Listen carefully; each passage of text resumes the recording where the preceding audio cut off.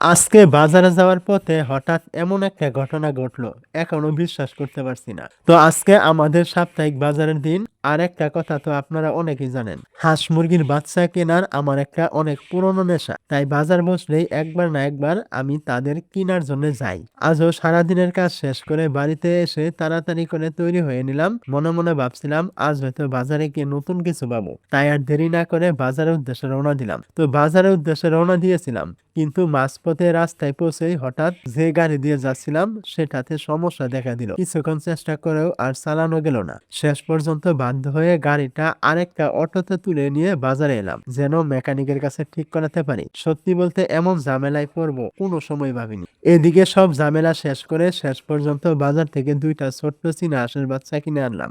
ওদের দেখে মনটাই ভালো হয়ে গেল। বাড়িতে এসে আর দেরি না করে ওদের জন্য নিরাপদ একটা জায়গা তৈরি করতে ব্যস্ত হয়ে পড়লাম, যেন নতুন পরিবেশে ওরা আরাম করে থাকতে পারে। এখন ছোট্ট দুইটা হাঁসের বাচ্চাকে আপাতত খাঁচায় রেখে দিলাম। সত্যি বলতে ওদের ছোট্ট ছোট্ট চলাফেরা দেখলেই মনটা ভরে যায়। আল্লাহ যেন ওদের সুস্থ রাখে, এটাই আমার একমাত্র দোয়া। তো যাই হোক, আজকে এতটুকুই ছিল। দেখা হবে আবার নতুন কোনো ভিডিওতে।